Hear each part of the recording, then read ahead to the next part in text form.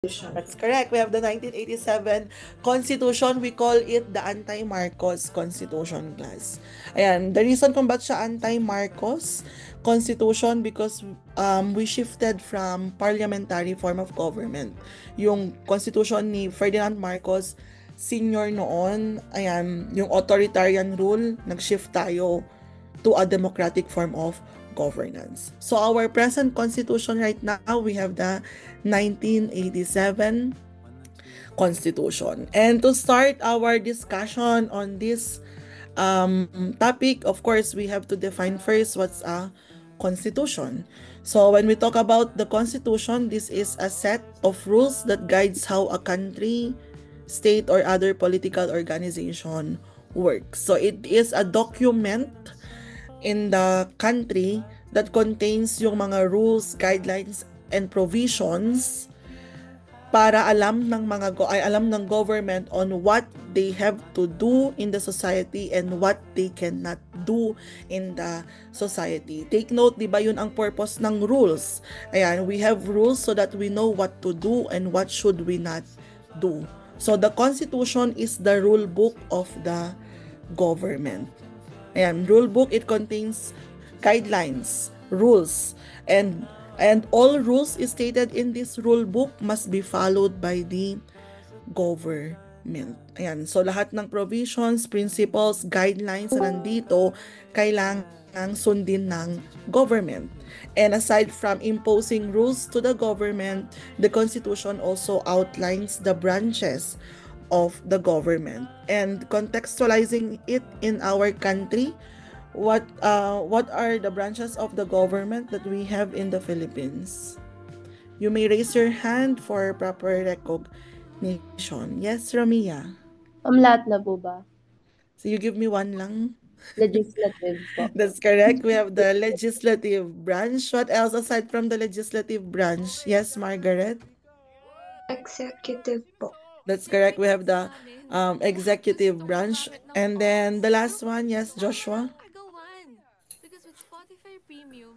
Judiciary, ma'am. That's correct. We have the judiciary branch. So there are only 3 branches of the government dito sa Pilipinas, guys, ha. We have executive, legislative, and judiciary. Ayan. Sino ang under ng executive branch? Sige nga, check natin kung alam natin. Ayan. Sino ang under ng executive branch? Iba talaga pag may binabalikan. Yes, Rawan? Favorite tracks.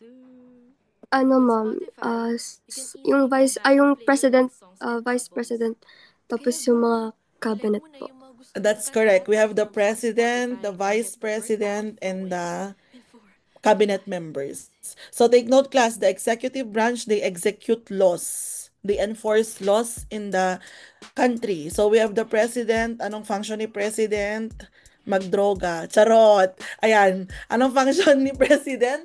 We have here, he is the head of the state at the same time leader of the government. Ayan, isa sa mga essential function niya, siya ang commander-in-chief ng lahat ng armed forces in the Philippines. So that's the power of the president class. We have the vice president. Ang function niya ay mag-live gamitin ang OVP page. Ayan. Pero ang function talaga ng Vice President class is to reinforce the advocacy of the President. Dapat siya yung mag-strengthen ng advocacy ni President. That's the function of the Vice President. Ayan. Kaso ang nangyari sa Pilipinas, nag-away-away sila kasi pinayagan ni Duterte makulong yung tatay ni Sara sa ICC. Ayan, so nabuwag ang UNITEAM kaya nagkandalit-letse ngayon ang sambayan ng Pilipino. Ayan, so but again, this is a function of the Vice President and class. Ayan, whether you like to hear this or not, Sara Duterte is no longer fulfilling her job as the Vice President of the Philippines. Ayan, so tama lang na ma-impeach siya. Pero ano kasi yan may political play kasi pag na-impeach si Sara Duterte. Kaya hindi basta-bastang pwede siyang ma-impeach kasi may mga conspiracies or may mga theories na possible na mangyari once na ma-impeach si Sara. But again, ayan, always take note of that if before you you select your vice president, dapat meron siyang capability to reinforce yung advocacy ng president. And we also have the cabinet members class. Yung cabinet members, these are usually appointed by the president kasi nga they represent the president in other sectors in the society. Ayan, so parang sila yung mga faces ni Marcos sa other sectors in the society. Ayan. So again, they belong to the executive branch. They enforce laws in the society. They execute laws in the society. That's the executive branch. We have the legislative branch in the Philippines. We have a bicameral legislative body. Ibig sabihin, we have two chambers of our legislative body. Ayan. And what do we call the upper chamber of our legislative branch? Ayan, what do we call the upper chamber? Yes, Trisha? Senate po, ma'am. That's correct. We have our Senate, and our Senate is composed of 24 senators. Ayan, the one that you elect during national elections. Ayan, so sila yung nasa upper chamber ng legislative body natin. And the lower chamber, what do we call the lower chamber in our legislative branch? Yes, Christian? Ma'am, House of Representative po. That's correct. We have our House of Representative, and this is composed of our congressmen or our representative per district in our province. Ayan, so kasama po sila sa mga lawmakers natin in the society. Again, the legislative branch, they are the one who creates laws in the society. So before you cast or you choose your senator, make sure na alam niya yung mga foundations of the law. Hindi dahil pogi siya, marunong siyang sumayaw ng budots or namimigay siya ng jacket, kaya't iboboto nyo na. Ayan, kasi nga, again class, sila ang tagagawa ng batas. Hindi pwedeng ang taas ng standards nyo sa mga other sectors in the society pero mababang standards nyo sa mga political officials natin. Ayan. Ang tawag doon tanga.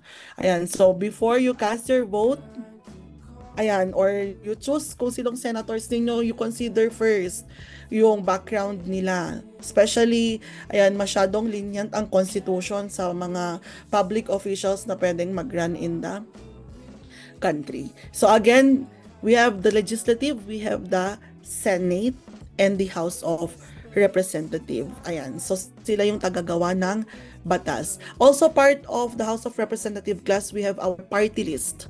Ayan, di ba may mga party list tayong binoboto every time we have national election. And class, ang party list po natin ay sila yung nagre-represent ng mga marginalized and underrepresented groups in the society. Like yung, for example, yung mga indigenous people natin, yung mga laborers natin, and the like, sila yung nagre-represent nun. Ayan, that's the function of the party list. And class, remember, in our present time today, may mga fake party list tayo. Ayan, sinasabi nilang party list sila, pero they do not represent the minorities. For example, we have yung binoto nyong Solid North.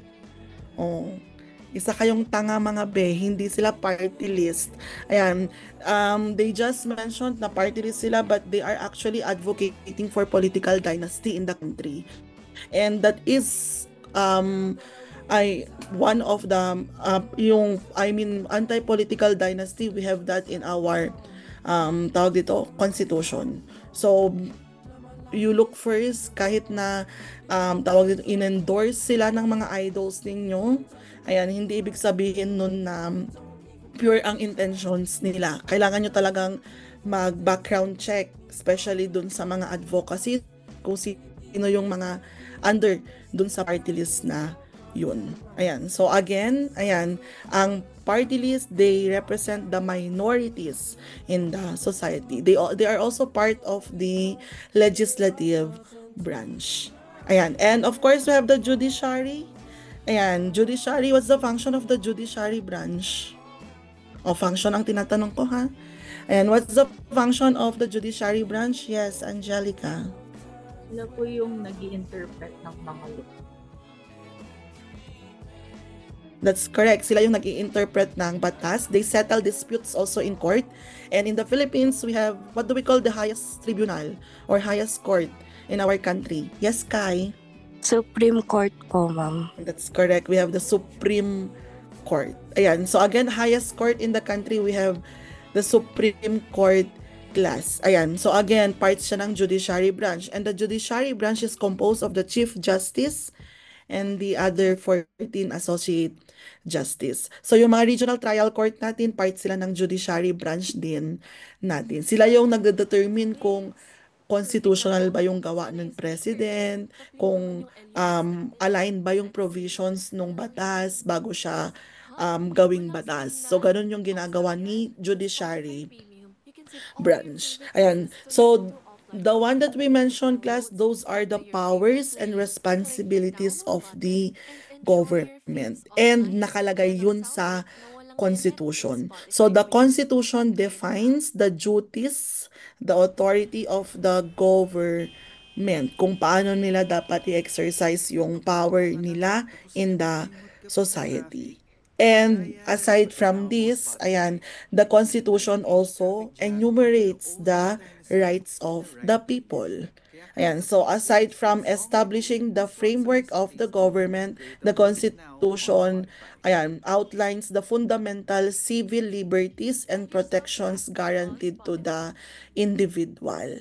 Now, can you give me some or yung mga rights that you know that are embedded in the Constitution?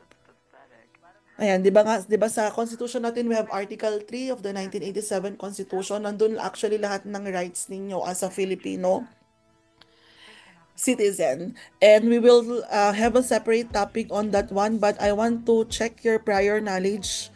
Ayan, can you give me examples of your rights that you think are embedded in the Constitution? Oh, maybe we could have volunteers on this one.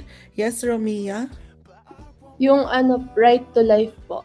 Ayan, that's correct. We have right to life. Ibig sabihin, they cannot deprive our life. Kaya nga kaya nga bawal ang death penalty sa Pilipinas, class, because we value the sanctity of life. Ayan, and if ever man may deprivation of life, it should undergo due process of law. Nasa Section 1 yan ng Article 3 of the 1987 Constitution. So when we say life, class, anything that affects yung life natin.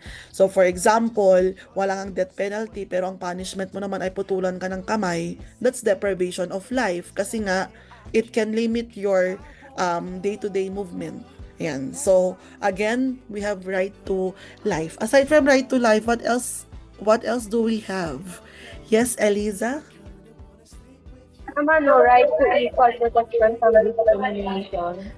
Ayan, right to equal protection of the law.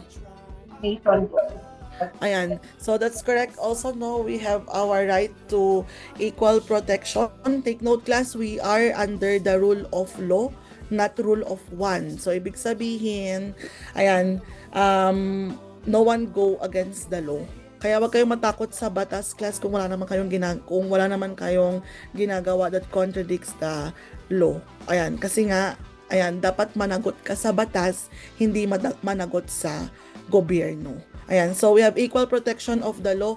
For example, ang pinakamagandang example sa equal protection of the law, class, we have our tax. Ayan, yung tax natin, we have a progressive tax in the Philippines. Ibig sabihin, they will base it on our yung salary, yung tax natin. For example, ikaw, nagsasahod ka ng mas mataas yung tax mo. Pag mababang sahod mo, mas mababa yung tax mo. That's equal protection of the law. Kasi nga, magkakaroon ng inequality pag parehas ng tax ang ini-impose dun sa two individuals that have different salary. Ayan, so ganun yung a good example of equal protection sa Pilipinas. Aside from that, what else? Yes, Alicia. Freedom of speech po, ma'am. That's correct. We have your freedom of speech and expression. That's why you could post anything that you would like to post in UC Freshman Group, because you have your freedom of speech. But take note, guys, hindi siya absolute yung freedom of speech ninyo. There is always limitation. Ayan, so yung nagmura ng College of Nursing, ayan, malalaman. That's a limitation of your rights, class. Yes, you could address your grievances, but not to the extent na you say hurtful words or foul words in public. Ayan. Siguro medyo pang mga tao ngayon kasi nga anonymous sila. But ayan, meron kayong carbon footprint in the in online, and they could always trace that one, class. So before you post anything, you think twice, thrice, or more than 1,000 times bago kayo mag-post. And class, do not post if you're very mad. Ayan, iba kasi yung pag nasa peak ka ng emotions mo, talagang masasabi mo yun. You have to process first your emotions and the like. But again, I'm not saying wag na kayong mag-post and the like, ayan, because you have your freedom of speech and expression, but it's not absolute, class. Ayan, merong hangganan itong freedom of speech and freedom of expression. Ayan, aside from that, sige, let me entertain yung itong hanggang kay Archie. So please do not remove your raised hands until I called you. Let's have Angel. Right of freedom of religion po, ma'am. And that's correct. We have freedom of religion. Wala tayong state religion, class, ha?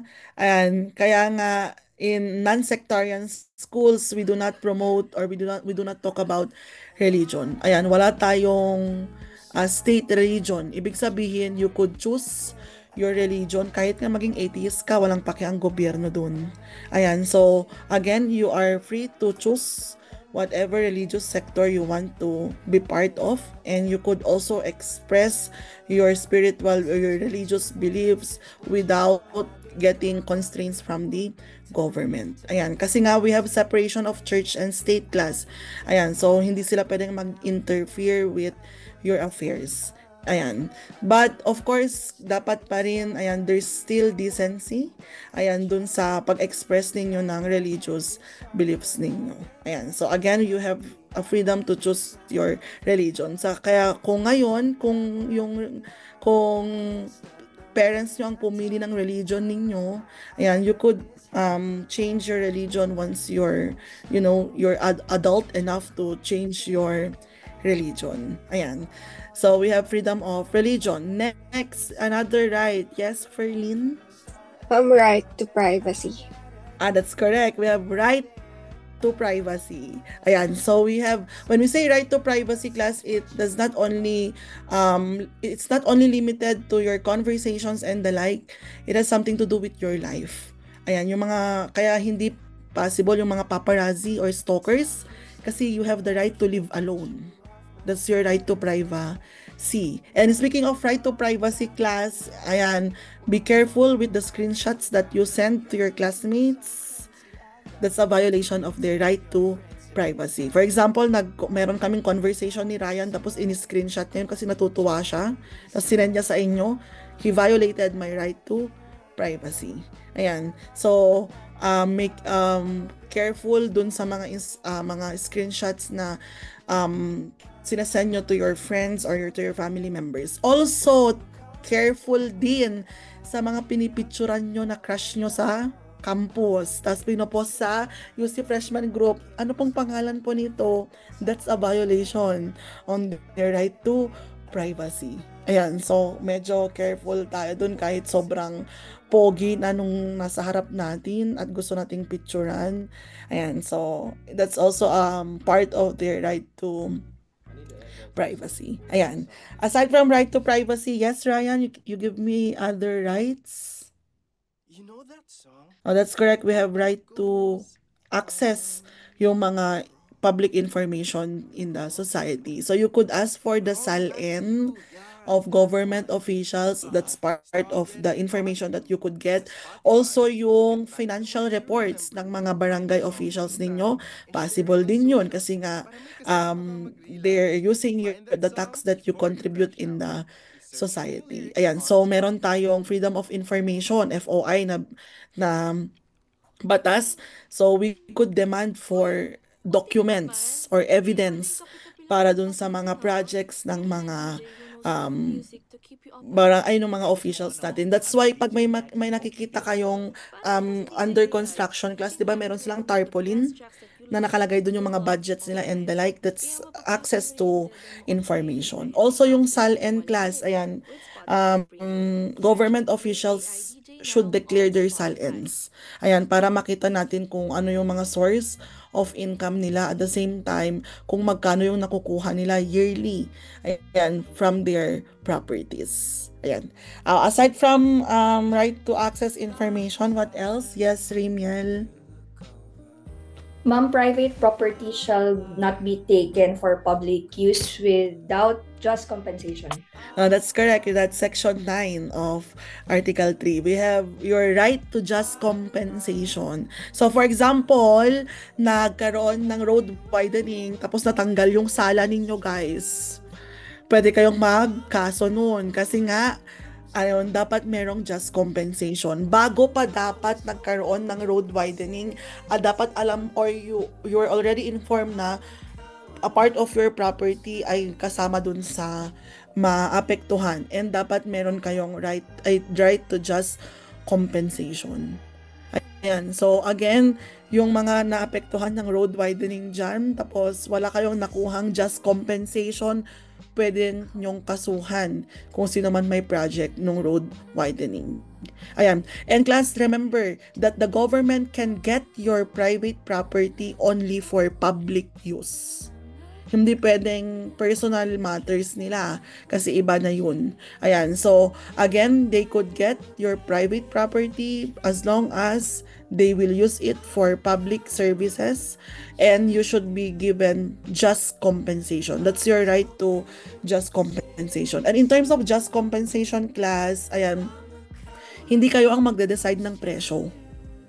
Ayan, that's the sad reality, no? Hindi kayo ang magde-decide ng presyo, but you will meet halfway kasi sa yung korte ang magpro-propose din ng budget, but they could still adjust naman dun sa sasabihin yung price. But usually they will base it sa market value nung property mo, kung ano mang property ang maapektuhan tayo. Ayan. So again, mauuna dapat muna na bigyan ka ng just compensation bago natanggal yung sala ninyo because of road widening. I encountered that last sem. May student ako na nawalan sila ng gate, at the same time pati yung kalahati ng sala nila because of the road widening, tas walang just compensation. So pwede kayong humingi ng just compensation to the government. And aside from that, yes, Christian? Right travel. Right to? Travel. That's correct. You have your right to abode and travel. Ayan, so you could travel to other countries as long as you have the money and the means. As long as you pass yung immigration, possible. Pwede kayong mag-travel sa other parts of the Philippines kasi nga as long na walang travel restrictions. Ayan, pero again, hindi na naman siya absolute kasi nga like for example nung COVID-19, di ba, na-restrict yung travel or movement ng tao kasi we have to prioritize yung safety and national interest natin during that time. Ayan, as ang limitations rin ng right to travel natin, class, if you have court order. Ayan, pag sinabi ng court na you have to stay here in the Philippines, kailangan mong magstay lang dito sa Pilipinas. Like for example, si Duterte, hindi na siya makakabalik ng Pilipinas kasi nga meron siyang court order na he need to stay in Netherlands. Ayan, doon na siya mag-i-stay, and whether you like it or not, class, it's very impossible for Duterte to be back in the Philippines. Lalo na ngayon, magre-reunion sila ni Bato. So, mag-i-stay na talaga sila doon sa Netherlands. Ayan. So, that's the restriction of your right to travel. So, as long as you have your passports with you, you could go to other countries. Ayan, as long as you have means, you can migrate also to in other countries. Ayan. What else? Yes, Francesca? Ma'am, right to education po. That's correct. You have your right to education. Access basic education, especially yung basic education natin, it's a compulsory.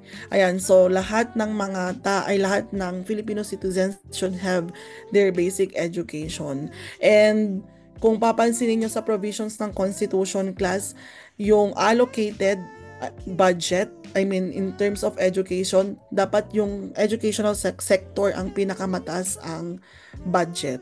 Ayan, once we allocate our budget, yung pag i-distribute ng national budget. Ayan, that's the reason also kung bakit nagkaroon ng batas na, 'di ba, free ang tertiary education na sa state university. Ayan, so they are not paying for their tuition, yung mga nag-aaral sa State U. In UC class, hindi tayo State U, so you're paying for 60,000. I do not know kung 60K ang tuition ninyo or the like. But again, ayan, nagkaroon ng batas para to encourage people to study until tertiary education. That's why we have SUCs in the country today, because we have the right to education. Ayan. What else aside from that one? Yes, Archie?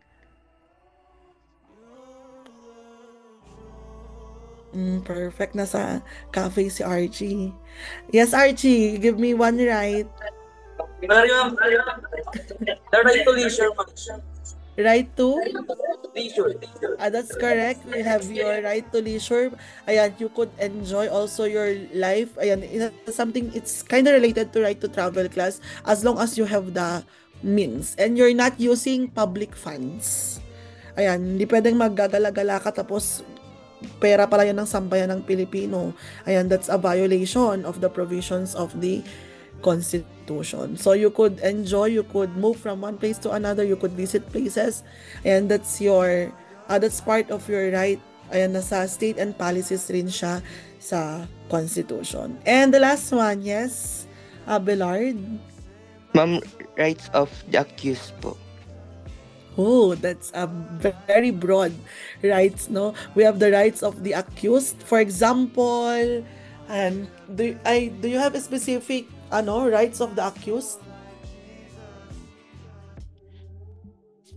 Rights of the accused, ayan, ang daming rights ng mga accused of the crime, class. Ayan, for example, we have your Miranda rights.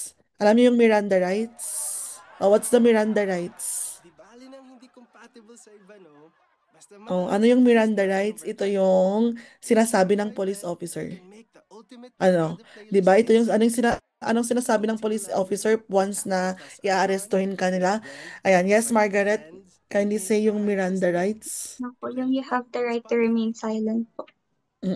You have the right to remain silent. Anything you say may be used against you. Yun yung first. Tapos, sasabihin ng police, you have also the right to get an attorney that will defend you in court. And in case you cannot provide one, the government shall provide for you. Ayan. So again, that's your Miranda rights. So itong Miranda rights, class, once na-arrestuin ka ng police, kailangan niyang sabihin sa'yo yun. Ayan. And if you choose to give information pagkatapos niyang sabihin yung Miranda rights, pwede nilang gamitin yung information against you. Kasi nga, you have the right to remain silent. Ayan. So, that's one of the rights of the accused. Aside from that, rights of the accused also, ayan, there should be a fair trial, public trial, kung saan mamimit niya rin yung mga witnesses. na ginamit ng other side. So meron yung part yun sa ng rights of the accused. Kailangan niyang ma-meet yung mga witnesses na pine-present sa court so that he could verify kung credible ba yung witness na ito. Ayan. So again, and we'll talk more about that one. That's actually section 11 down to 22. Dun sa article 3, yun yung mga rights of the accused. Ayan. So based from your answers, you have a knowledge on your different rights embedded in the Constitution, but we will discuss more of that as we go on with the finals topics. So always remember, class, ayan, aside from establishing the framework, we also have here your fundamental civil liberties, because the Constitution is there to ensure that you are being safeguarded from abuses. Ayan. And when we talk about Constitution, class, this is the supreme law of the land, meaning it is the highest legal authority in the country. Again, highest legal authority. So, ibig sabihin, Constitution, followed by laws, Republic Acts, ordinances, and then policies in the society. Ayan. So, it's the foundation of all laws and policies in the society. Even the president cannot go against the Constitution. So, ibig sabihin, pag sinabi natin Constitution, ayan, lahat ng laws, policies, and frameworks in the government must conform to the Constitution. Dapat align siya dun sa Constitution, because if that particular law or guidelines contradicts with the Constitution, hindi siya pwedeng maging batas. Ayan, it will be deemed invalid or mavo-void yung policy na yun or ordinance na yun. Again, foundation natin ang Constitution. We have to make sure that all laws, ayan, that we make in the society aligns with the principles and provisions of the Constitution. And aside from being a rule book of the government, the Constitution is the heart and the backbone of our country. Ayan. So without the Constitution, we cannot have a purposeful life in the society, kasi nga very limited kung hindi natin alam yung mga rights natin. We cannot make our life meaningful. And without the Constitution, mahirap i-regulate yung movements in the body. Di ba yun yung ginagawa ng, the heart regulates the body, just like what the Constitution do in the country. Paano niya i-regulate? By imposing rules. Ayan, and also limiting the powers of the government. And again, the Constitution is the backbone of the society, because again, it establishes yung framework ng government. And class, whether we like it or not, we need the government para mag-function ang society. Because the reality is, we cannot all be leaders. Ayan, kailangan talaga natin merong someone na magli-lead sa atin. Kasi kung lahat tayo leaders, the tendency is magkakaroon tayo ng, ayan, mas chaotic ang society pag walang magli-lead sa atin. So, the Constitution outlines itong mga atong framework ng government and the powers of the government. So again, it's not just a book of rule, but it is the heart and backbone of our country. Now, let's try to look at the nature of the Constitution. We have here, I have indicated 5 nature of the Constitution. We have the first one, we have supreme law. And just like what I have mentioned a while ago, it is above all other laws. Parang kung nag-uusap si Constitution at saka si Republic Act, pwedeng sabihin ni Constitution na, wait, batas ka lang, hindi ka saligang batas. So again, laging nauuna si Constitution, ayan, followed by other laws in the society. Pag na-contradict yung provisions ng Constitution, automatically hindi yun pwedeng maging batas unless i-modify nila yung certain provision of that law. Ayan. Next, we have here expression of sovereignty. Ayan, so the Constitution is there so that you could express your independence in the society. And that's sovereignty, class. And always remember, class, that you have your rights embedded in the Constitution. And if you try to look at our Constitution class, it says there that the power comes from the people. Nasa inyo ang kapangyarihan, it's not the other way around. Hindi nasa gobyerno ang kapangyarihan. So do not be afraid in calling out the government. Huwag kayong matakot sa government authority, matakot kayo sa batas. Kasi ang maniningil sa inyo class, batas, hindi yung government authority. And since the power comes from the people, always remember class, when you cast your vote, do not be bobotante. Ayan, because we're always bobotante during election. Diba? We choose based on face value. Ayan, laging ganon ang mga Pilipino. Especially yung mga hindi natin ka-generation. Ayan, guys.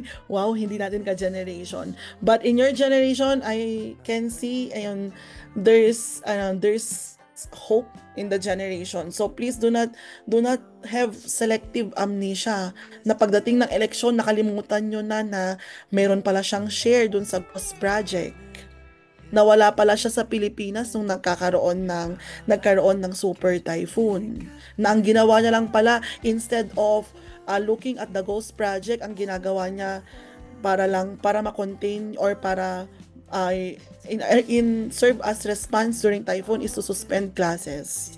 Ayan, 'di ba? Ganoon ginagawa ng Malacanang, 'di ba? Ayan, instead of looking at the bigger problem, ang ginagawa nagsususpend ng pasok, ng classes, tapos ma-appreciate ng Filipinos, tapos masaya ay natutuwa na naman sila sa gobyerno. Pag election, selective amnesia na naman, nakalimutan na naman yung mga kabalastugan na ginawa on the previous term or previous year. Ayan. So class, ayan, do not be walked individuals. Dapat talagang gising kayo sa mga nangyayari sa Pilipinas. And since you have the power to choose the right people, then you have to choose the right political leaders in the country. Ayan. The problem in the Philippines, we idolize too much the people. Fanatics kasi tayo eh. Ayan, we dwell too much on the people, not on their advocacy. Kaya nung nangyayari sa Pilipinas, nagkakaroon tayo ng division every time we have election. Kasi nga we associate yung mga supporters nila to Marcos apologies, Pinklawan, Dilawan. Kasi nga we are fanatics. But class, according to my professor when I was still studying undergrad, ayan, every election we should not associate ourselves to our political leaders. We should advocate for pro-good governance. Yun yung sinasabi niya sa amin. Because the moment we associate ourselves sa mga political leaders, that's how we create division in the country. And class, yun yung gusto ng mga political authorities, yung magkaroon ng division sa Pilipinas. Kasi kung hindi united ang Filipino people, mahirap talagang mag-demand ng accountability sa government. Kasi yung iba, ito tolerate yung ginagawa nila. So we should always advocate for pro-good governance. Hindi pro-Marcos, pro-Lenny, hindi dapat ganun. Good governance. Because once you start advocating for pro-good governance, you will know the leaders, ay suited leaders for good governance. So stop natin yung red tagging of people, associating ourselves to the people. Cancel culture during election. Ang dapat i-cancel natin yung mga government officials that are not doing their job. Ayan, so let's not create division because of our fanaticism sa mga political leaders natin. At the end of the day, ayan, kayo ang pipili kung sino ang magiging leaders. Hindi pwedeng nung time na yun, ayan, you're aiming for integrity, gusto mo ng may integridad or integrity sa leadership, pero bumoto ka naman pala magnanakaw. Ayan, it conflicts your ideals. So you should stand on your ideals. Kung gusto mo ng good governance, you select a leader that showcase good governance. And class, you should know also, ayan, yung essence ng pag-accept ng facts, especially if you're presented with facts or truths during election. Ayan, kahit masakit isipin na ganito ganyan, kailangan nyo siyang tanggapin. And you have to consider that when you select your leaders in the society. So, sa next na election, medyo matagal pa, pero malapit na, huwag kayo maging bobotante. Ayan, again, stop being bobotante. You select your the right leaders suited for the position. Ayan, and do not have selective amnesia. Alalahanin nyo kung anong nangyari throughout the 6-year term nila as president or vice president of the Philippines. Ayan, because again, the power comes from the people. Ayan, so wag kayong matakot sa gobyerno, matakot kayo sa batas. Ayan. We also have here foundation of the government. Again, the Constitution established the framework of the government.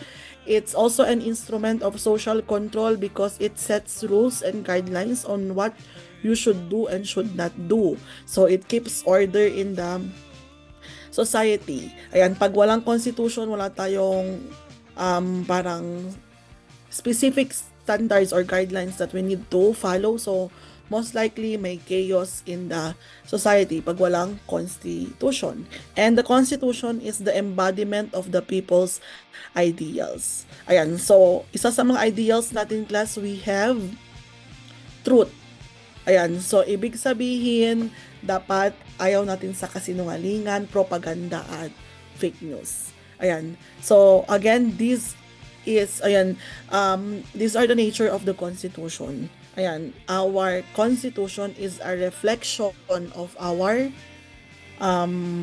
ideals and aspirations to the country. Ayan, and we should live with these principles para naman may essence yung document, hindi lang siya nasa paper lang. Ayan, so these are the nature. Now let's look at the purpose of the Constitution. We have 4 purposes of the Constitution. It is somehow similar dun sa nature, very specific lang itong purpose of the Constitution. I want to highlight here, promote the common good, because again, class, the Constitution is not exclusive only for lawmakers or for those who are studying law, yung mga JD natin in the society. It's inclusive, or it emphasizes the general welfare. Ayan, so it considers everyone in the society. That's promoting the common good. Hindi siya pumapabor sa isang group of people, but it's inclusive to everyone. Ayan. So, these are the purposes of the Constitution. Now, let's try to look at the types of Constitution. Kindly listen attentively on this part because you'll have your activity later in the Zoom session. Ayan. So, we have types of Constitution. Ayan. There are 6 types of Constitution. And we'll try to define itong mga types na ito. Ayan, when we classify them as to origin or history, form, and manner of amendment. So there are 3 classifications of Constitution, and from each of these classification, there are 2 types. Kaya nagkaroon tayo ng 6 types of Constitution. We have the first one, we have here origin or history. So in terms of origin or history class, a constitution can either be a conventional constitution or a cumulative constitution. When we say conventional constitution class, ayan, ito yung constitution wherein people convene together. Ayan, there are representatives of different sectors. They convene together or nagkaroon sila ng assembly, and then they drafted the Constitution. So merong intentional gathering or assembly of people para i-draft nila or para pag-isipang mabuti at isulat yung Constitution. That's conventional. Again, may intentional meeting to create the Constitution. When we say cumulative Constitution class, this is a type of Constitution that resulted with ay because of the long period of development ng mga customs, traditions natin in the society. So ibig sabihin, it is based on our oral traditions, itong cumulative or evolved constitution. Meaning to say, hindi necessary na merong convention or assembly of people.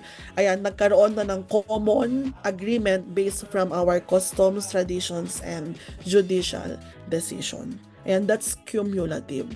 Again, when we say convention, people convened from the word convention. Ayan, and then they enacted or they drafted the Constitution. When we say cumulative, it originated from our customs, traditions, and other judicial decisions. Walang deliberate meeting para pag-usapan ang provisions of the Constitution because, ayan, pag cumulative Constitution, we base it on our customs and tradition. Ayan. Are we clear on that one? Yung difference ng cumulative and conventional? Okay, I hope clear sa atin yun. Next, we have as to form. A constitution can either be a written constitution or unwritten constitution. When we say written constitution, class, there's a single codified document. Meron siyang document. Merong where we could read yung provisions of the constitution. Ayan, my book. Merong physical copy that's written constitution, class. Ayan, where we could read yung mga provisions of the Constitution. When we say unwritten Constitution, these are like our norms in the society. Not necessarily written, but is agreed by the people or is being practiced by the people. Like for example, can you give me norms in the society? Can you give me examples of norms in the society?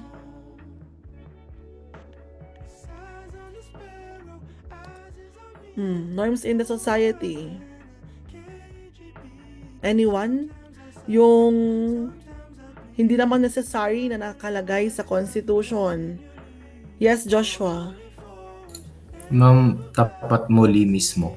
Oh, that's correct. Yan, hindi siya necessary na nandoon, but that's an ordinance. Wait lang. Ordinance, that's an ordinance. So meron tayong document dyan, but not necessary na nakasulat siya sa Constitution. We also have here yung ginagawa ninyo, class, when you are waiting. Ayan, in a line, pag meron, waiting for your turn in a line, hindi naman necessary na nasa Constitution siya, but agreed by the people. When you meet someone and you greet them or show respect to them, it's not in the Constitution, but again, it's being practiced by the people. Ayan, so those are like our norms in the society. Again, not necessary na merong codified document, but ayan, still being practiced or parang common knowledge na siya in the society. Ayan. So again, when we say written, there's a single document where you could read the provisions. Unwritten, usually, ayan, it's like an oral tradition na alam ng lahat and is and pinapractice ng lahat. Ayan. So that is as to form. Next, we have here manner of amendment. When we say amendment, class, we're trying to change something or we're trying to alter something on the provisions of the Constitution. And there are two types of Constitution as to the manner of amendment. We have rigid or inelastic, and we also have flexible or elastic. So when we say rigid or inelastic, class, that means to say we regard the Constitution as a special document. Ibig sabihin, hindi siya basta-basta pwedeng i-amend or baguhin or palitan. It should undergo a special process. Ayan. Again, pag sinabi nating rigid, hindi basta-basta pwedeng palitan. Na for example, natripan ng legislative body na palitan yung provisions, pwede nilang palitan. Ayan. Kailangan niya munang mag-undergo ng special process other than yung ordinary legislative process. But when we say flexible, ayan, We regard the Constitution or the document with no legal authority. Ibig sabihin, pwede lang natin palitan yung provisions from time to time if we feel like we need to change the constitution. Hindi kailangan ng special process. Like for example, pag yung mga Republic Acts natin, pag mag-impose tayo ng punishment, ayan, so pwede lang nilang palitan kung magkano ang fines from time to time kasi nga it's not part of it's not Republic Acts is different from the Constitution. Ayan, so para siyang ordinary law lang. So when we say again rigid, we regard the Constitution as a special document. Meron siyang special sanctity. So kailangan niyang mag-undergo ng special process bago siya mapalitan yung mga provisions niya. Pag when we say flexible, ayan, it can easily be changed by the members of the legislative branch if they feel na they need to change the provisions of the Constitution. Ayan. So those are the types of the Constitution. We have 6 types, ha? We have conventional or enacted, cumulative or evolve, written, unwritten, rigid, and flexible. I hope you're able to take note of that one. Now, this is your activity for today. Ayan. Let's try to check our 1987 Constitution. And let's try to assess kung anong type of Constitution itong 1987 Constitution as to origin, form, and manner of amendment. So we will be using the Zoom chat here. Ayan, it's 2:58. Ayan, please send your answers at exactly 3 o'clock. Ayan, wag nyo munang isend ngayon kasi baka i-copy-paste lang ng mga kaklase ninyo. So, 3 o'clock, you start sending your answers. 3:01, I'll no longer accept answers. Ayan, so you have 2 minutes to think if the 1987 Constitution is a conventional or cumulative. Is it a written or unwritten Constitution, or is it a rigid or flexible Constitution? You don't have to explain, class. Ayan, pag nakuha niyo yung sagot, I am assuming that you understand yung differences of the types of Constitution. Again, you'll send your answers at exactly 3 o'clock. So if you have your answers now, you can start typing it para i-enter nyo lang siya later ng 3 o'clock. It's 2:59. So you have a minute to type your answers before mag 3 o'clock. Ayan, this is 15 points class, 555 ito.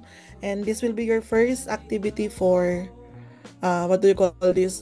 For finals. Ayan, 3 o'clock pa mga, ayan.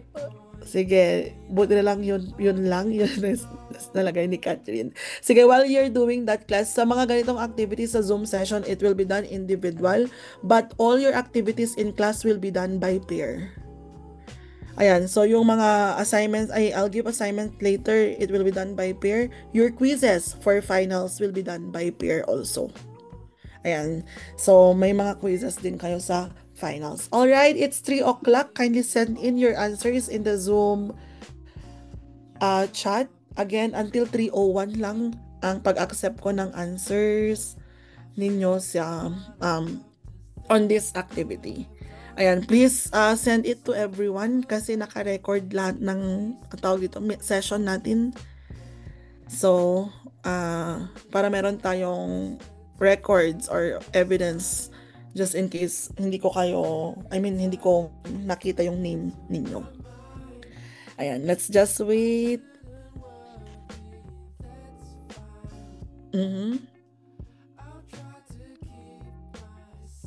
Tatlo yun guys, ha? Origin, form, and manner of amendment. Okay, it's 3:01. I ended with Jocelyn.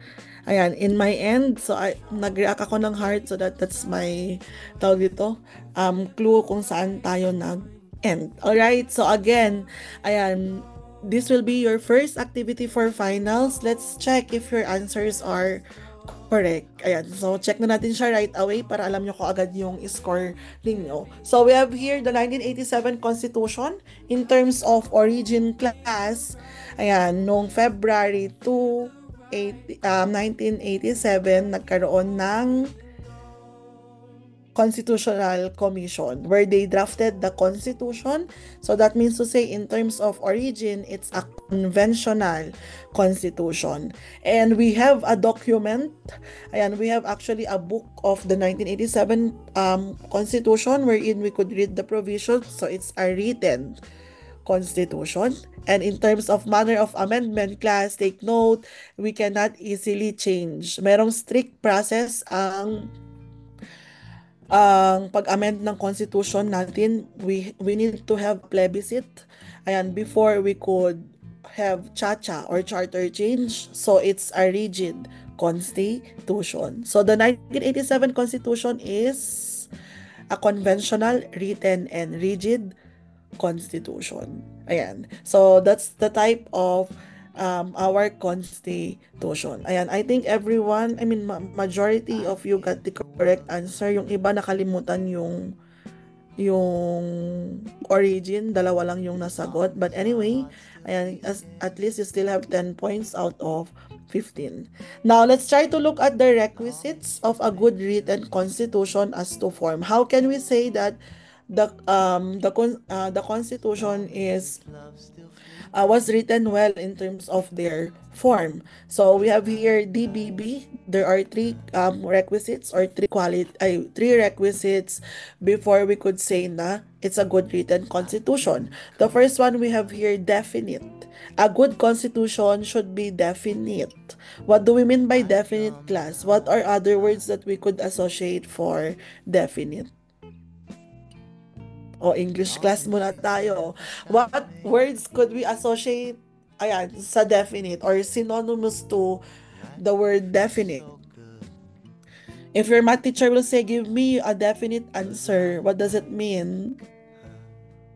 Yes, Angelica? Parang specific po, ma'am. That's correct. We have specific. Ayan. Meaning, the Constitution should be specific, should be clear, should be precise. Ayan, pag sinabi natin definite, class, ang Constitution dapat specific. Ibig sabihin, dapat walang room for ambiguity. Isa lang dapat ang interpretation, that's definite. Doon sa provisions ng Constitution. So, dapat ang mga rules and principles are explicitly stated para ma-avoid yung misinterpretation. Especially if you are part of the judiciary branch, you interpret the law. So, just imagine, magkakaiba sila ng interpretation. Ang mangyayari, they cannot settle disputes. Ayan. So, the Constitution should have one interpretation only. Ayan, dapat walang room for room for ambiguity dun sa mga provisions niya. That's being precise, that's being clear, that's being definite. Next, we have here, the Constitution should be brief. What does it mean when we say the Constitution? What are other words that we could associate for brief?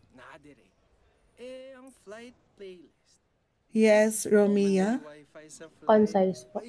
That's correct. We have concise, ayan, and short, di ba? Pag sinabi natin brief, ibig sabihin, we should avoid unnecessary details na hindi naman kailangan sa Constitution. The Constitution should be concise.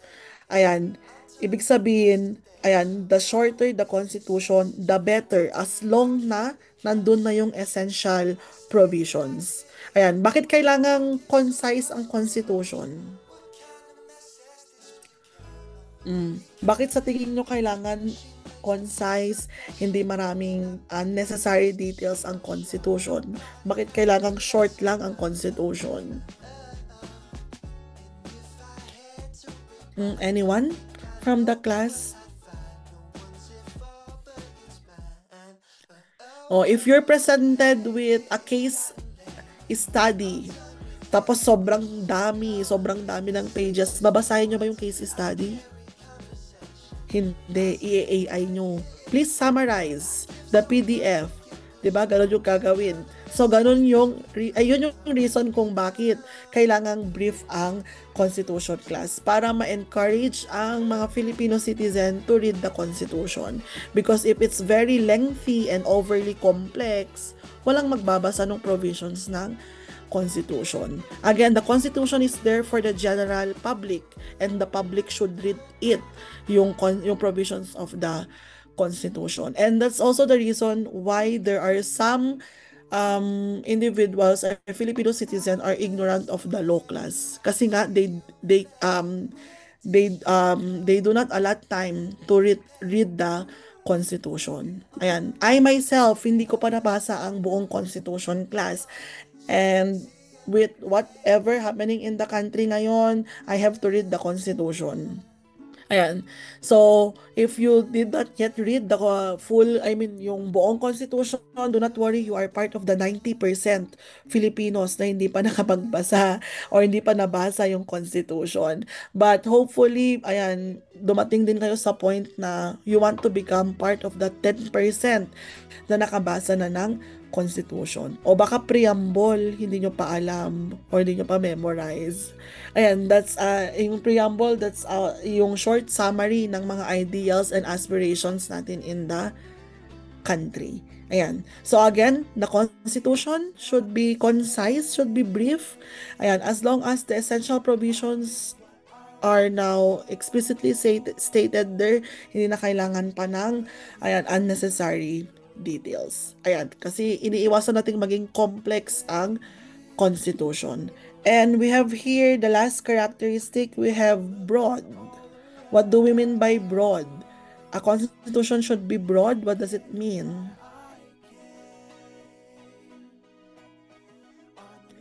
Yes, Romia? Comprehensive po. That's correct. We have comprehensive. Pag sinabi natin comprehensive, it covers all aspects of governance. Again, class, magkaiba ang ang broad sa definite. Clear pa rin dapat in terms of interpretation, but it should cover all aspects. Like for example, our 1987 Constitution, just imagine, nung 1987 pa siya nagawa, but until now, it can still adapt with the challenges and changes in the society. Ibig sabihin, it can go with the flow dun sa changing needs and challenges in the society. Ayan. So, the Constitution should be flexible enough to cater dun sa needs and all aspects of governance. Kasi kung ang Constitution hindi siya comprehensive, ang mangyayari every now and then kailangan nating baguhin ang provisions ng Constitution. Ayan. So again, these are the characteristics of a good written Constitution as to form. It should be clear and precise, it should be concise, and at the same time, we have here comprehensive. Ayan. Now, let's try to look at the requisites of a good written Constitution as to content. Ano din masasabi na maganda yung content ng Constitution or maayos yung pagkakasulat sa content ng Constitution? Ayan. It should contain these three parts. We have here Constitution of Liberty. Ayan. So, the Constitution, ayan, the content of the Constitution should highlight yung mga fundamental rights of the people. Also, yung limitations ng powers of the government. Because by doing that, there is assurance for us that we could still exercise our liberty. Pag meron tayong rights, ayan, may guarantee or may assurance tayo na we are being protected by the law. Pag merong limitations on the powers of the government, ibig sabihin, they cannot abuse their power. Ayan, nakailang admit na ako kay Sean sa Zoom session. Ayan, we also have here Constitution of Sovereignty. When we say Constitution of Sovereignty class, this is yung mechanism or procedure on how we could change or revise the Constitution. So, dapat nakalagay sa Constitution natin yung mga manner or way kung paano ma-amend yung Constitution, because it's also a guarantee for the individual and the government na hindi basta-basta matatanggalan sila ng rights in the society. Hindi rin basta-bastang malilimit yung power ng government. So, nandito yung procedure bago ay na kailangan i-consider bago ma-amend yung provisions ng Constitution. And the last one we have here, ayan, the Constitution is the framework of Constitution of Government. Ibig sabihin, the Constitution should contain yung mga framework of government and its powers. So, class, remember, ayan, ang essence ng Constitution, ayan, hindi lang siya on the people, but also to the government. So, the content of the Constitution should contain these three. Ayan, we have yung provisions on the government, on the rights of the people, and a guarantee na hindi basta-bastang mawawala or matatanggal itong mga rights and powers of the government. Ayan. So, these are the requisites of a good written constitution as to content. And considering our Philippine Constitution right now, yung 1987, ayan, meron tayong Constitution of Liberty, Sovereignty, and Government in our Constitution. Ayan. So, ibig sabihin, maayos ang pagkakadraft ng Constitution. That's why until now, nagagamit pa rin natin yung Constitution. Ayan. And let me also emphasize here, class, that every state has a constitution. So if a country is considered as a state, ibig sabihin meron siyang constitution. Ayan, again, merong constitution yung mga state country.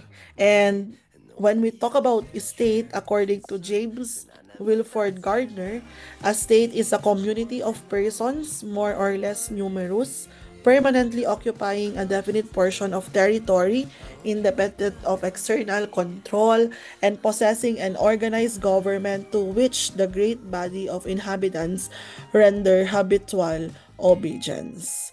This is the definition of James Gardner, and I intentionally made use of this to define state, class, because from the definition of James Gardner, we could now see here yung 4 elements of a state. Ayan. So, these 4 elements should be present to a country before they are considered as a state. Ayan. And let's try to identify, let's do textual analysis this time. Ayan, let's try to identify yung 4 elements of state.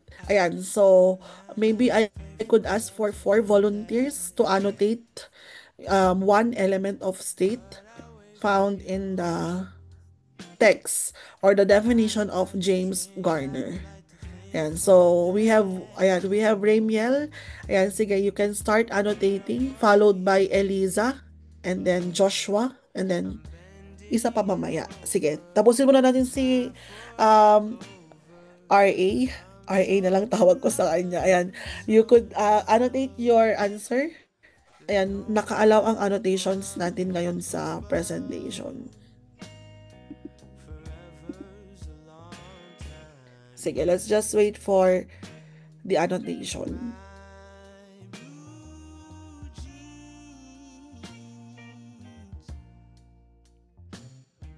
Nahanap niyo yung annotation? Ma'am, hindi po.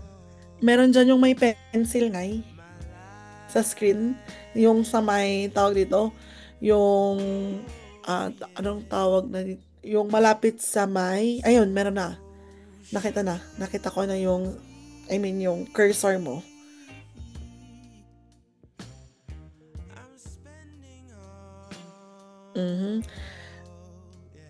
Isa lang muna yan. So we have community of persons, more or less numerous. Alright? Ayan, so that's the one being identified by RA. Let's have Eliza.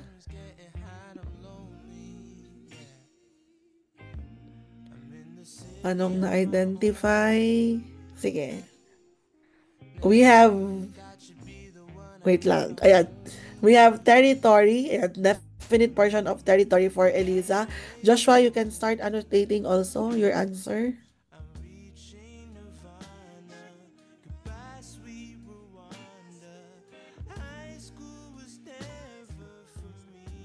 Sige. And then, last volunteer. while we wait for Joshua. So we have here organized government. And what do you think is missing? May isa pa, 4 elements tayo ng state eh. Ayan, do we have volunteer? Yes, Alicia?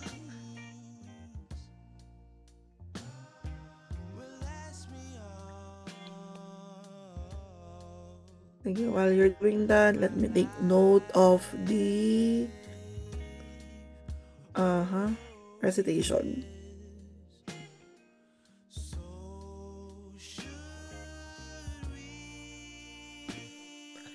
Okay, so we have here independent of external control. Alright, let's have one volunteer. Ayan, baka may isa sa inyo gustong mag-check nitong, mag-check nitong answers ng classmates ninyo. Or baka may gusto kayong idagdag. Or maybe somehow you disagree with the answers. Meron ba? Meron. We have here, according to Kai, we have habitual obedience. What else aside from that? Meron bang gustong humabol or gustong magpalit?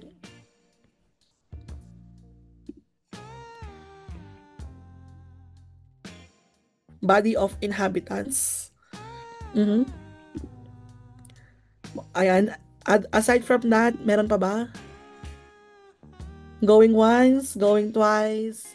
Okay, let's check if your answers are correct. Ayan, so we have here nagdagdag ng habitual obedience and body of inhabitants yung two of your classmates in the Zoom chat. Let's check if your answers are correct. And if ever that your answers are correct, I'll give you 20 points on this one. The whole class will receive 20 points as long as you are here. Ayan, so these are the elements of a state. So we have here community of persons, that's one. Definite portion of territory or territory lang, that's fine. Independent of external control and an organized government, or maybe a government will do. Ayan. So again, a country can be considered a state if they have these 4 elements. We have number 1, we have the people. Ayan, these are the inhabitants of the country. And class, take note, among all elements of the state, this is the most essential. Kasi nga, a state cannot exist without its people. Ayan, ang direct beneficiaries sa government, we have the people. The one who elects the government, we have the people. Ayan, so when we say people class, these are yung mga citizens, natural-born citizens, and even aliens in the society. And aliens class ay yung mga foreigners in the country. We also have here territory. This is yung definite geographical area in which we could exercise our jurisdiction. Ayan. And pag sinabi territory class, we are not only limited to our land area.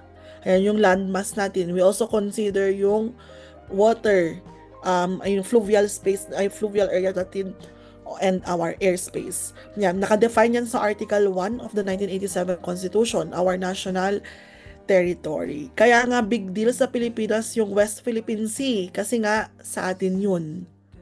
Guys, sa atin ang West Philippine Sea.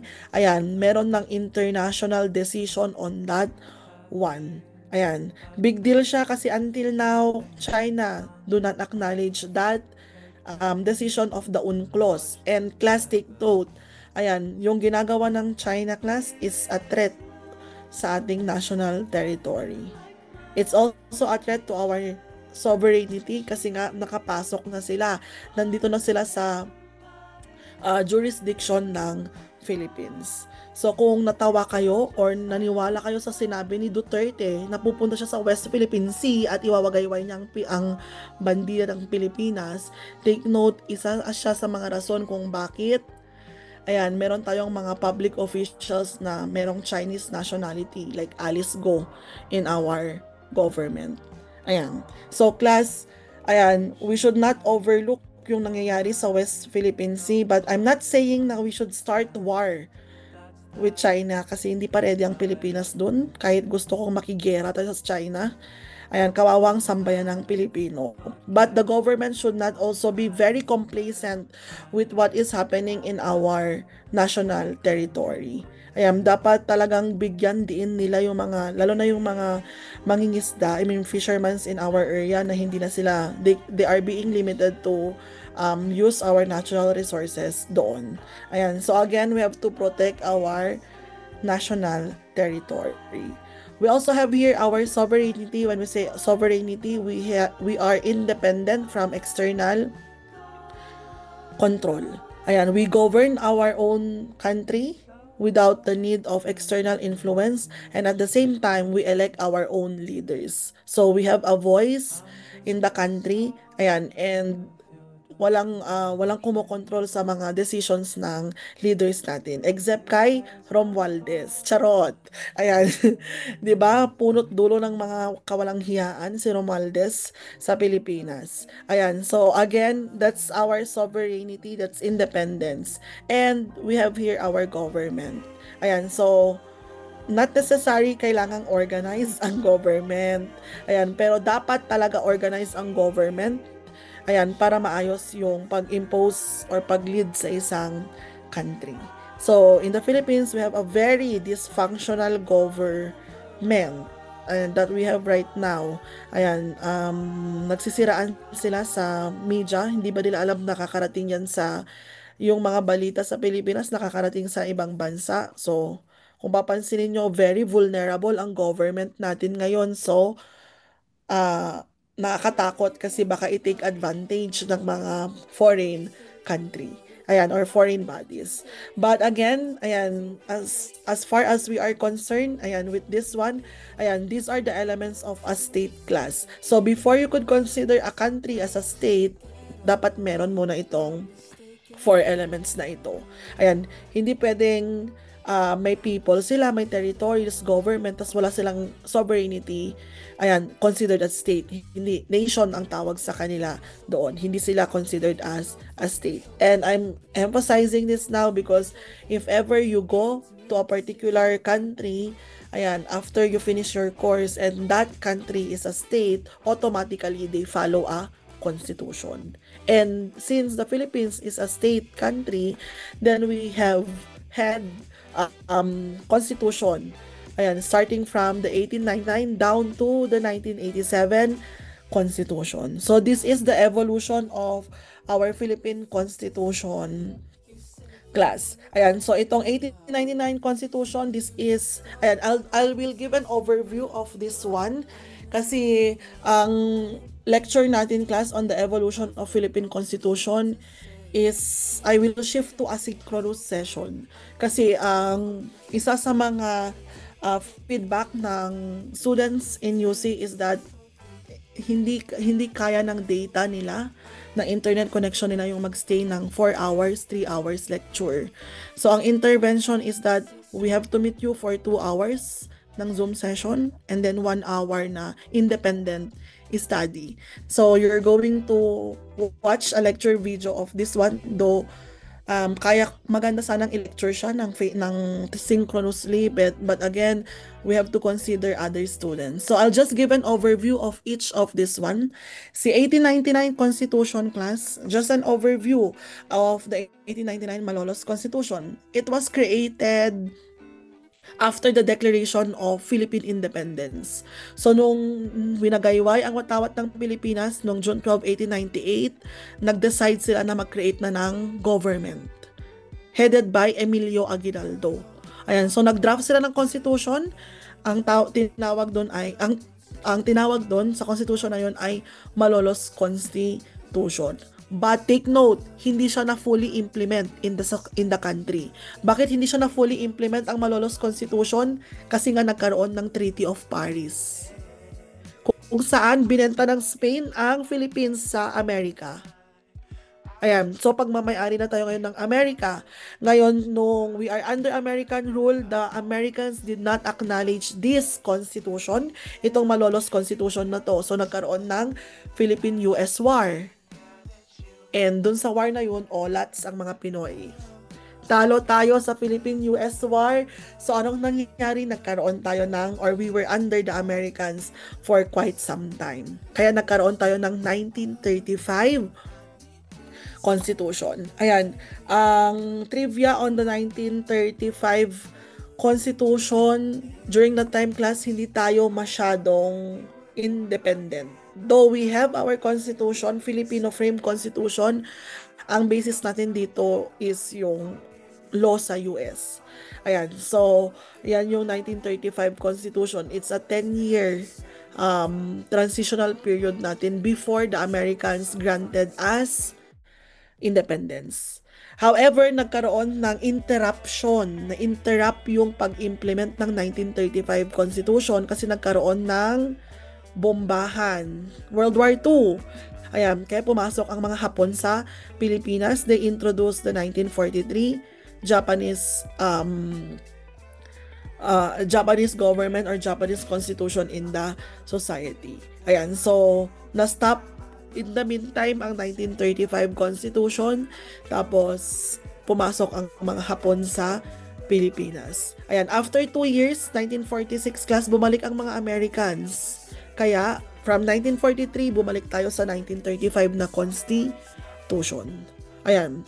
And then, yun yung naging Constitution natin, class, yung 1935, until dumating sa picture si lolo nyo, si Marcos Sr. Ayan, kasi pinalitan niya. Ayan, kasi nagkaroon ng parang mga NPAs in the society during that time. Merong unrest or chaos in the society. Kaya kailangan niyang palitan yung constitution. So, nagkaroon ng amendment, kaya nagkaroon tayo ng 1973 Constitution. And you will know later kung bakit sobrang makapangyarihan si Marcos dito sa 1973 Constitution. Ayan. So, class, magkaiba ang Constitution natin nung time ni Marcos sa Constitution natin ngayon. That's the reason kung bakit hindi natin pwedeng ipakulong si Marcos during that time. Kasi nga, ayan, sige, tawag dito, just an overview of the 1973. Ayan, ang ginawa niya dito, class, niligal niya lahat ng mga decisions niya. All the decrees, proclamations of Ferdinand Marcos Sr. were all legal in the eyes of the Constitution. Kaya hindi natin siya pwedeng mapakulong. Yan, kaya natin sinasabi, or majority of the critics or historians mention na strategic si Marcos Sr. Kasi bago niya ginawa yung action niya, ginawa niya munang legal. Kasi nasa Constitution siya. So, we cannot apply yung nasa 1987 Constitution. We cannot make use of that para ikulong si Marcos. Kaya rin nagkaroon ng permission na ilibing siya sa libingan ng mga bayani kahit may abuses of human rights during that time. Kasi nga, sa Constitution, legal yung ginawa ni Marcos. Ayan. So, you will know more about that once you watch the lecture video. So, ibig sabihin, mas matalino si Marcos kaysa kay Duterte. Diba? So, Duterte, impose. Ayan, tuloy, nasa ICC ngayon. Ayan. So, ganun yung nangyari during the 1973, during the reign of Marcos. And then, eventually, ayan, people became, I voiced out their concerns dun sa abuses of power during the 1973. Nagkaroon tayo ng EDSA, People Power Revolution, na overthrow si Marcos sa president. We were introduced with the 1986 Constitution. Bakit? Ayan, maybe this is somehow new to you, yung 1986 Constitution. Kasi 1 year lang ito, guys. 1 year lang ang tinagal ng Freedom Constitution kasi nga it's just a transitional constitution. We are transitioning from authoritarian rule of governance to a democratic way of governance. Hindi basta-basta mabilis baguhin or i-amend yung constitution. So, kailangan muna natin ng temporary constitution. We call it the 1986 Constitution. And now, after 1 year, they were able to draft the 1987 Constitution, and until now, we use that Constitution in our time, in our generation today. Ayan, so you'll know later yung mga yung mga different features of this one. Pagtsagaan nyo siyang panoorin, class, kasi part siya ng quiz nyo next week during our face-to-face class. So again, you will have a lecture video on this one. I'll be showing you now my canvas. Ayan, so this is your course card. Ayan, BSNM. So we have here module 10, that's Philippine Constitution. I'll publish everything.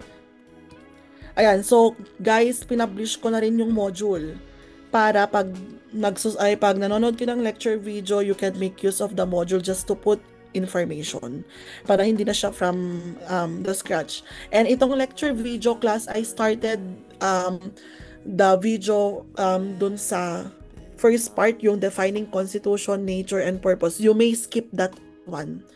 Since we were able to meet through Zoom, you may skip that one. Yung klase ko kasi kahapon, may meeting kami ng 1:30, so hindi kami nakapag-meet sa Zoom. And then this will be your assignment today, which will be submitted next week during our face-to-face class. So we have your application 10.0. Sabi dito, if you were given the chance to amend the 1987 Philippine Constitution, what specific provision or provisions would you change and what change would you implement? In your answer, I want you to identify the provisions that you want to change. For example, qualifications of president who can run for public official. Tapos ano yung mga qualifications? Able to read and write, is a Filipino citizen, is 45 years of age until like this and like that. So specific provisions. Ayan, describe the exact change or new wording you would propose. For example, ang ilagay nyo dyan is, maglalagay kayo ng, must have a bachelor's degree related to public administration and the like. So, pwede nyo siyang ilagay. And of course, you have to explain your reason. Bakit necessary na meron dapat silang civil service?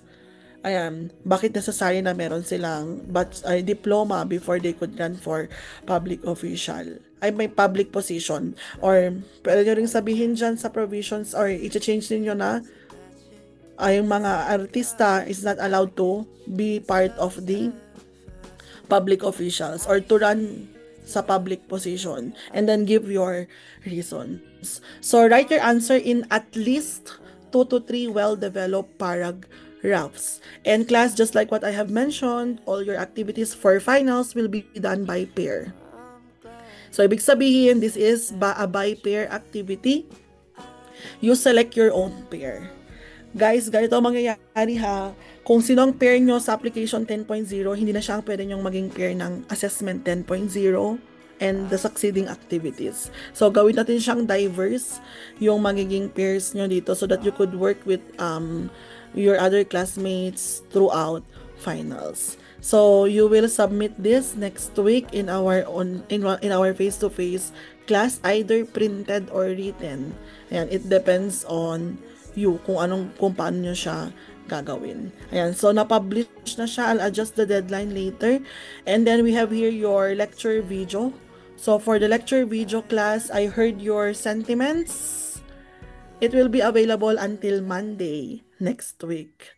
Kasi diba, sabi niyo dun sa akin, grabe ka naman ma'am, hindi mo alam na hirap-hirap magsulat sa mga lecture video. Puros ang tagal-tagal mo pang magsalita. Oh, I read that during the Undas break. Nabasa ko yung mga sentiments ninyo. And also, ano pang mga sentiments nyo dun with regards to the quiz. Mahirap talaga ako magpa-quiz class.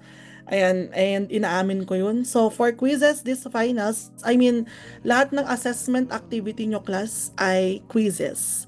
Diba, lagi tayong may application and assessment. So, please expect for a quiz next week.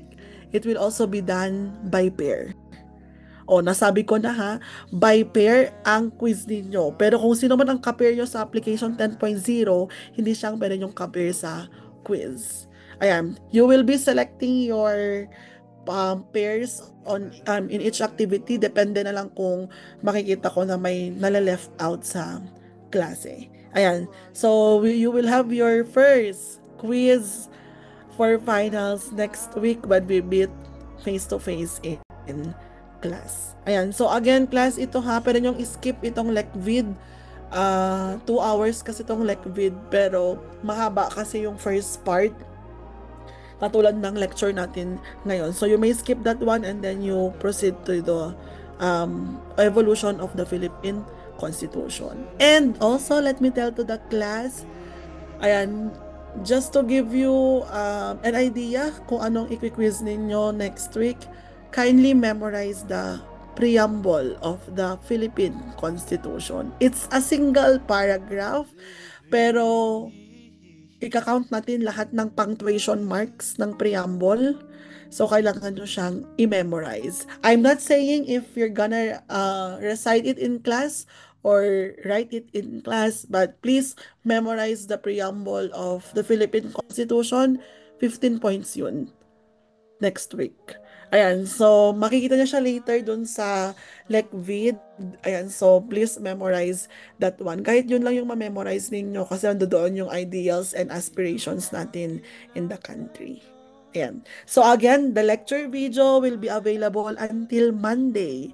I think that's more than enough for you to take down notes and watch the whole video until the last part. Guys, I know you are recording my video presentation. Meron akong mura sa mga parts na yun.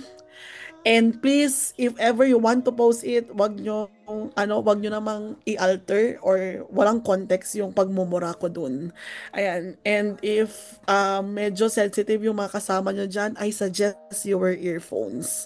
Ayan. Lalo na merong mga reality check doon. Hindi ko talaga nakaya yung emotions ko when we talk about yung Philippine Constitution or realities in the Philippines on that part. Ayan. So again, that will be available now until Sunday. I mean Monday, 11:59 p.m. On our meeting next week, do not forget to bring your receipts. If it's an electronic receipt, you print it, class. I-print niyo yung electronic receipt para counted yung resibo na yun. If medyo faded na yung receipt, class, ipa-photocopy or picture nyo tapos i-print nyo din. Ayan, kasi nga merong essence yung receipt na yan. And I will keep my word. If ever you'll get the highest in the receipt, you are exempted on Module 11 activities. Ayan, 2 activities yun ha sa Module 11. Exempted ka, automatically you'll get the highest possible score in that activity. So, you have until Monday next week to collect your receipts. Nag-start siya last week. Baka sumama yung loob nyo sa akin kasi nagkaroon ng bagyo, hindi kayo nakakolekta ng resibo. Ayan, meron pa hanggang Monday next week. Ayan, so please do not forget to bring your receipts in class next week. And I hope you are also mentally and emotionally prepared to receive your midterm grade. Ayan, kasi i-release ko siya next week. Ayan, do we have concerns that you would like to raise to the class?